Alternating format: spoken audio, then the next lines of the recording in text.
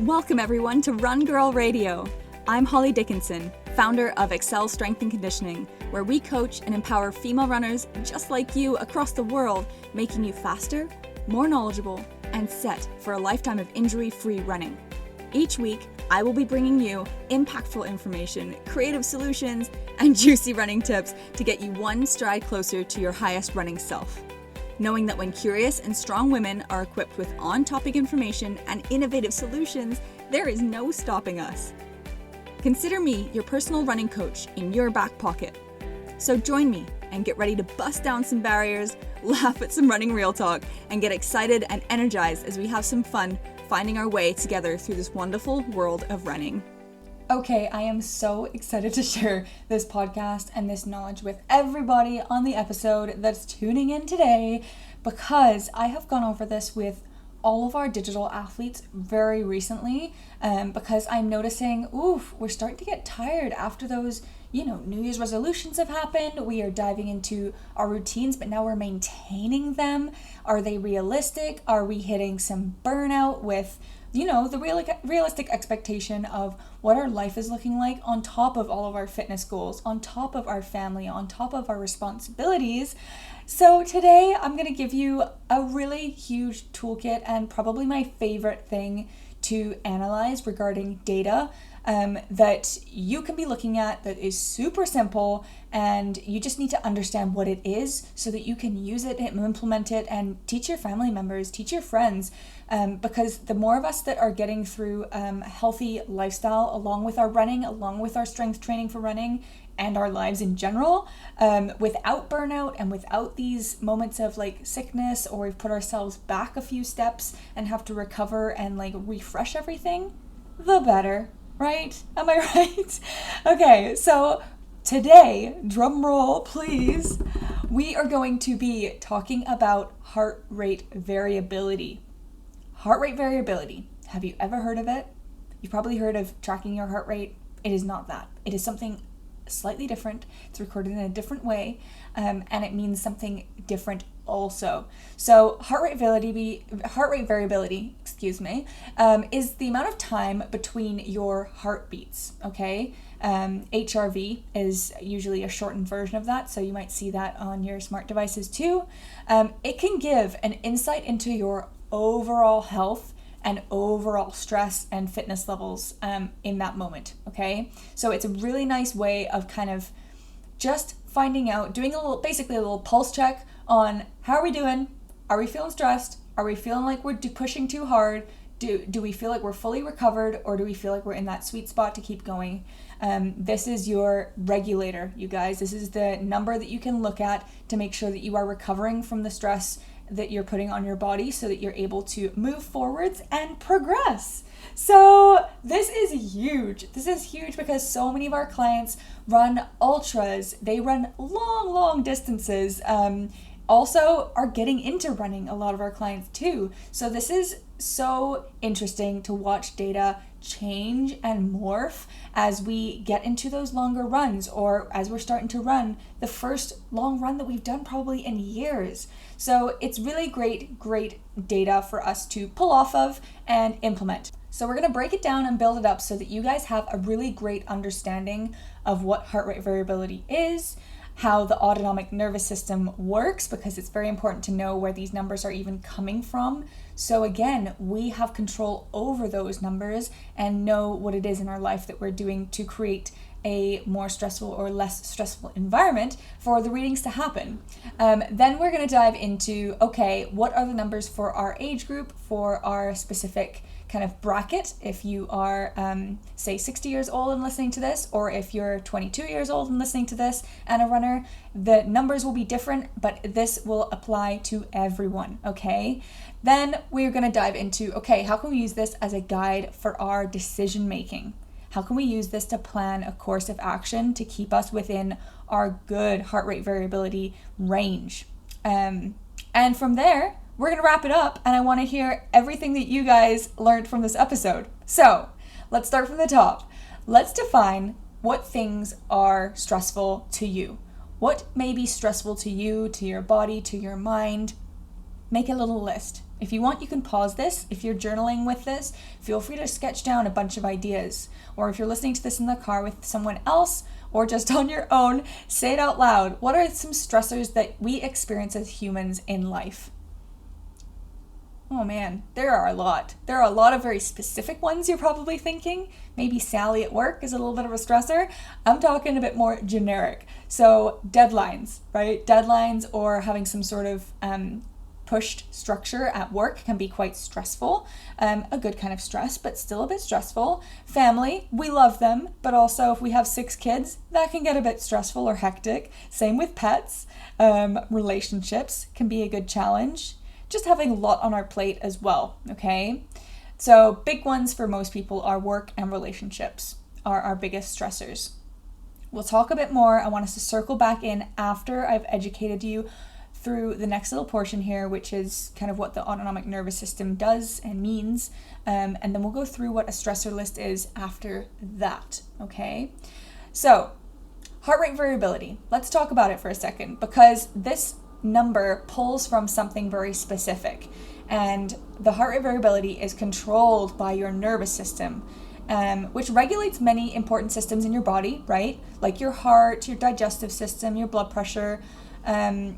It's basically controlled by your autonomic nervous system, your ANS, which you can look up online. But basically, I want you to, a nice way to think about the autonomic nervous system is it's automatic. So it's everything that you don't have to think about actively. So I don't have to think about my breathing right now. I just breathe naturally, okay? I don't have to think about digesting my breakfast this morning. I'm doing that naturally. Same with bowel movements, bladder movements, our kidneys are functioning, our liver. So it's all of our organs. So autonomic is like an automatic system, is how I like to think of that. So it's the involuntary part of our nervous system. Now, there are 2 branches of the autonomic nervous system, the sympathetic and the parasympathetic. And you've probably heard of these 2, but maybe you're confused on what they are. Maybe you're like, I know what they are. That's awesome. Let's reconfirm that. So the sympathetic branch of your ANS is active when you are under some kind of stress. So it's the part of your autonomic nervous system that pulls all systems to alert. Okay, you can think of this being your system response to stress responses, or kicks you into fight or flight mode. All right, so your heart rate, your blood pressure, everything will go up. That's usually what happens within our body, is that blood is drawn away from the major organs. Well, not all the major organs, but like digestive, because we don't need that right now. We're dealing with this stress, and we go into really focusing on our muscles and everything that we have that is going to be necessary for us to get out of this trouble or out of this stress is turned on. So that's the sympathetic. I always like to think sympathetic is, oh, this is how I'm feeling. Or that's how they're feeling. You know, it's that kind of emotive kind of part of it. So when someone's feeling a certain way, usually they're feeling maybe really stressed. So I like to think of the sympathetic in that way. Again, we sometimes have to correlate what we're learning with a little picture in our mind or word association. So that's what I think of when I think of sympathetic. By contrast, the parasympathetic branch, which is the second branch of the autonomic nervous system, is the more relaxed part that just hums along when you are feeling good, when you're reading your book in the evening, when you're chopping and cooking, dinner in the evening. Everything's just in flow. When the sympathetic branch is more active, so remember the sympathetic branch is the more stressed part, your heart rate typically increases and it beats in a more regular rhythm, meaning heart rate variability decreases. So when you are in that sympathetic, stressed position where it's kind of flight or fight, our heart rate increases and our heart rate itself is in more of a regular rhythm. And that means heart rate variability decreases. Now, I haven't explained what heart rate variability means, but variability, as we know it as a word, means variation. So difference is a big difference in your heart rate in this case. So heart rate variability is low when we are in that fight or flight stage, which is kind of a weird thing mentally to get around. It's kind of the opposite of what you'd expect, that if you're stressed, it would be high and heightened, because normally we associate that with stress. But in this case, this is what your heart rate variability number would be. So again, opposite from what heart rate would be in a stressed position, because your heart rate would increase, but your heart rate variability is actually lower. Does this make sense? Are we good? We're all following along? Hopefully this is making some sense, and it's feeling good to understand the why behind these numbers, because I think it's so important for you guys, so that again, when we get to this episode, end of this episode, you'll understand what you can change because of this.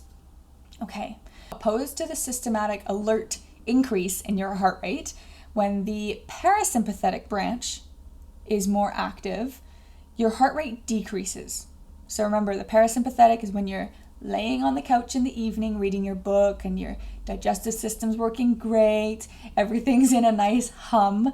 The heart rate variability will increase because your heart rate is actually very slow.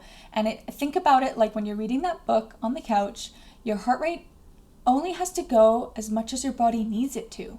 You only need so much blood pumping around your body to just maintain that very relaxed state you're in, which actually will mean that your heart rate is not very regular. It's not on a very strict schedule as when you're in that sympathetic or stressed branch, we like to call it. When you're in that state of heightened alertness, your heart rate, you got to depend on that. It better be beaten every, however fast you need it to. If you're running from the tiger, than it does when you are sitting on the couch. So your parasympathetic, your relaxed state, is when your heart rate is low and your heart rate variability is high, okay? The heartbeats will vary quite a bit based on you reaching over for your tea mug and taking a sip and then laying back down and just reading for another 3 minutes before you stand back up and go and grab a little snack and go back, right? So we're starting to see the trend here and that difference of high versus low heart rate variability based on what the heart rate is probably doing and what the body and the systems are having to do. Good. Okay, awesome. So because of these characteristics, heart rate variability is a great indicator of the balance between the activity of these two branches of the autonomic nervous system. Okay, so all in all, heart rate variability is an indirect measurement of stress. Would we agree? So taking that into account, what those two branches we've just talked about, running from the tiger versus laying on the couch, it's a really good indicator to look at heart rate variability as being this blanket term for measuring stress in your whole life, okay? Being a higher heart rate variability means lower stress, and a low heart rate variability means high stress. Beautiful. Look at that. We're learning biology, we're learning anatomy, and more physiology, I guess, with how the systems all work together.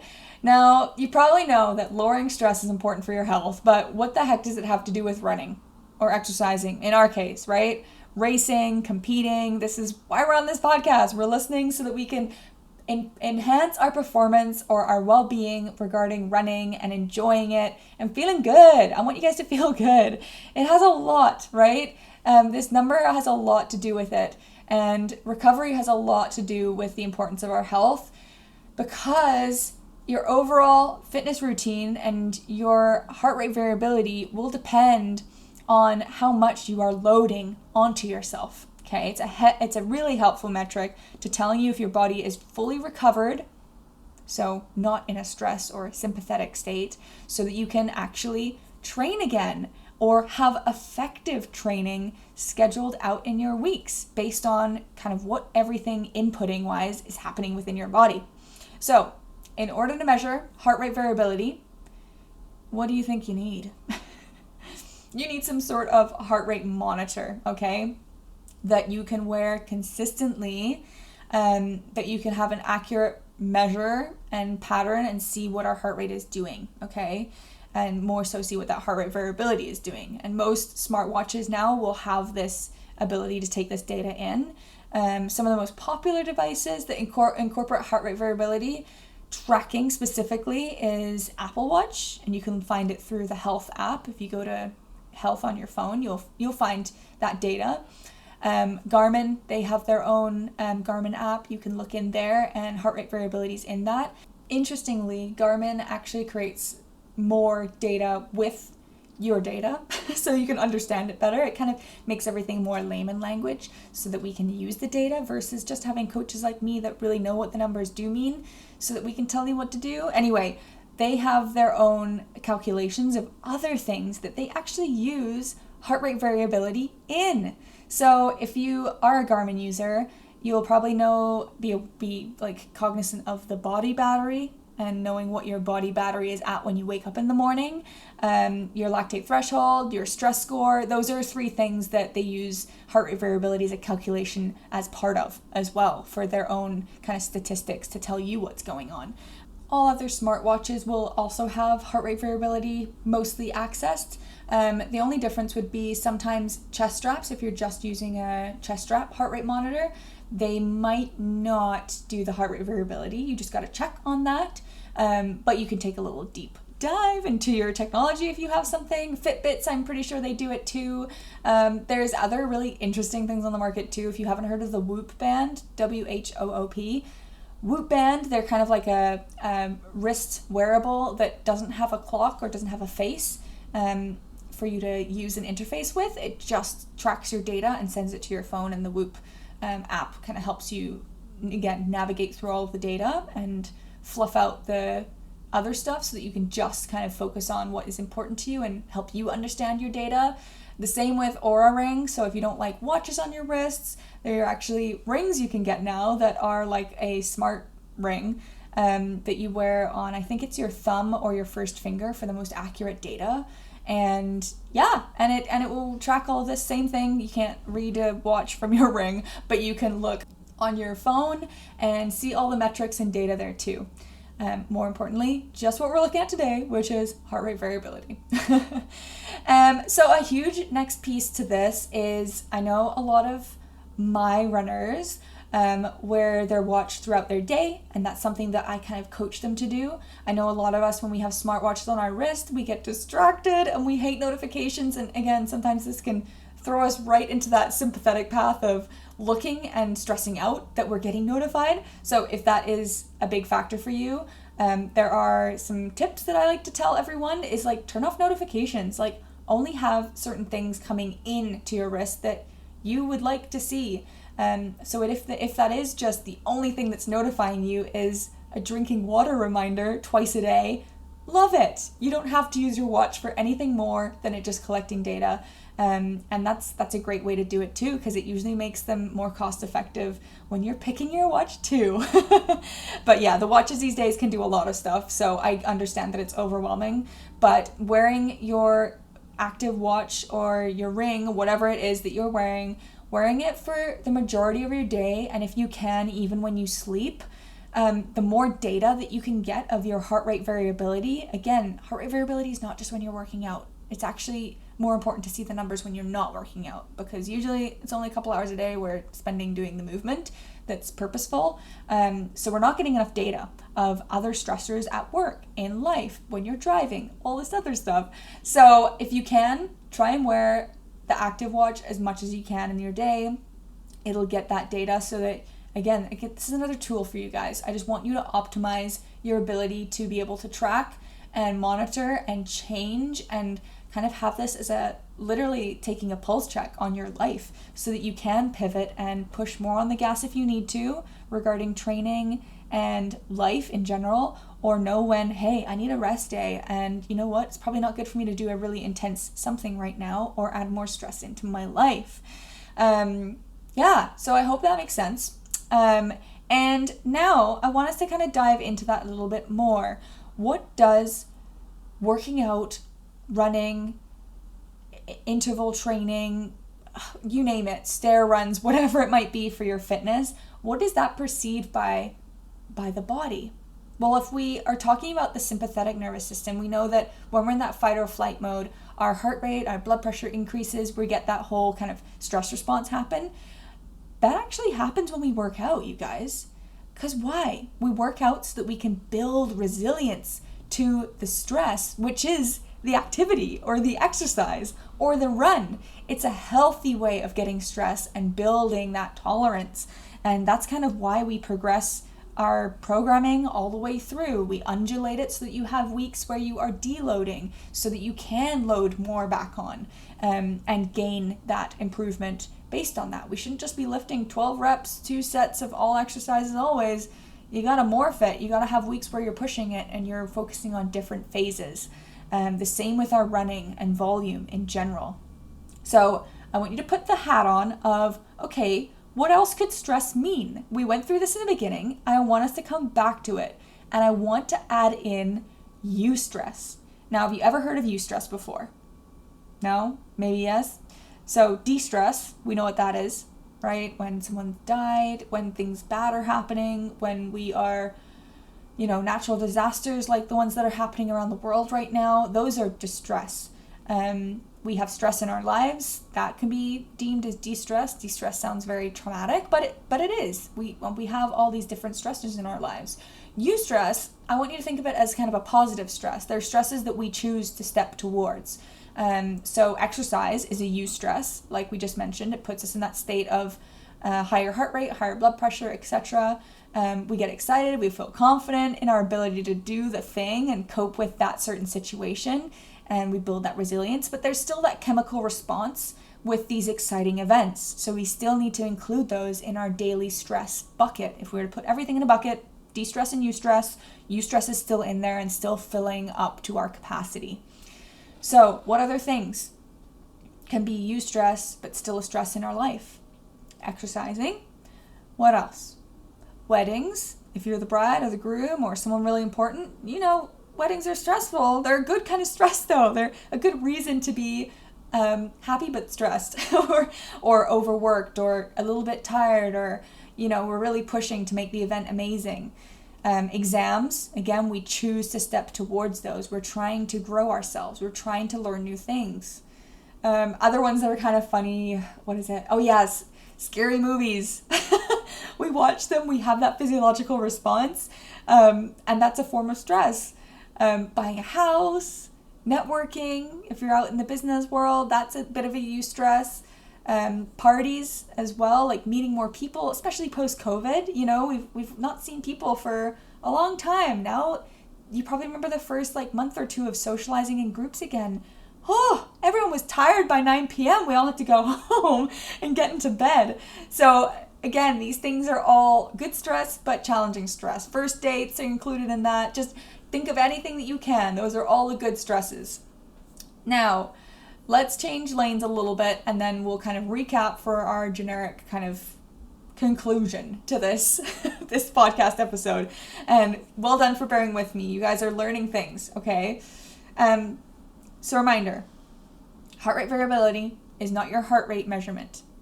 It's a separate measure that it's taking account the milliseconds between your heartbeats, okay? And again, when your heart rate variability is high, your stress is low. And when your heart rate variability is low, your stress is high. Now, what is your heart rate variability, you might be asking? You might be like, well, what's mine? How stressed am I? And what are my ranges, kind of thing. But this is data actually from the Whoop graphs, and there are age predicted graphs that you can just Google and look up what yours is. But if you have a wearable, it will know what your age, your gender, your height, all that jazz anyway. So it'll be able to tell you what if you're in your range, your healthy range, and more importantly, what the top end is and what the bottom end is, so that you know when you are peaking at your high stress moments and when you are actually feeling good and you're in that rest and relaxed, no stress in your life range. So now, if we look at this data, and this was released by Whoop members, kind of the average for their individuals. For people that are 25 years old, it was 78 milliseconds was their heart rate variability, averagely. For 35-year-olds, it's 60. For 45-year-olds, it's 48. And for 55-year-olds, it was 44. Okay, so as you age, your heart rate variability goes lower. Okay, and again, that's average, so you'll have your wiggle room within that number being in the middle. Okay, now what your watch will tell you, a good heart rate variability is a sign that your nervous system can adapt well to various situations, which is good when it comes to handling stress and balancing overall health.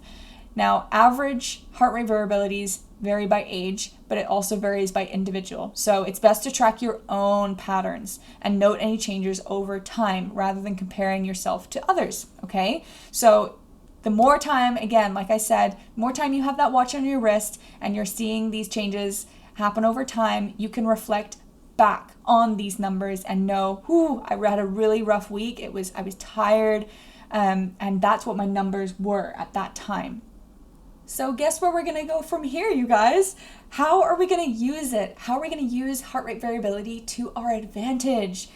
It can be a guider for our decisions, okay? This is like getting a performance review, but for your health. It's feedback, and any feedback is good feedback, okay? Like I just mentioned, heart rate variability over time can be a great indicator for you to know when you have had moments of burnout or when you were sick, and look at that data, look at those data points and know exactly how low your heart rate variability was in those moments, because that can give us feedback to know when we are heading and trending in that direction, and nip it in the bud and change some things within our lifestyle or our choices or our dedications for that week so that we are not burning the candle at both ends. Okay. This, for example, can be a big one for a lot of individuals. They have a stressful day at work, they go to the gym, that's stress on top of stress, and then they go home and they have that glass of wine and they go to bed really late, okay? Now, that is stress from work, good stress from the gym, if they were able to make it, and maybe it was high intensity that's even more stressful for our body versus a mobility session. Then they go home and they have wine. Alcohol can also be a stressor for the body and take more time to recover from. And then late nights, so we had poor sleep or shorter sleep or less of those valuable hours of sleep, which happened before midnight. And their heart rate variability just kept going down. They did this maybe for a couple days. So I want you to think of the other things that can be of a stressor for you within your schedule and within your lifespan and your life days. And look ahead. If you look at those numbers maybe once a week and go, okay, they were really low on Wednesday. Interesting. That was after I went for a really long run. And you know what? That was actually my really long work day. Maybe I could work from home that day and maybe I can save my long run for the following day. Or maybe I can pair two hard things on separate days with other things, so we can branch a little bit more of a gap or space between the more challenging stressors in our life, so that we can endure them and we can still grow and be progressing. This is something I talk about with my clients every other week, are what went well, what didn't go so great, and how can we make it different.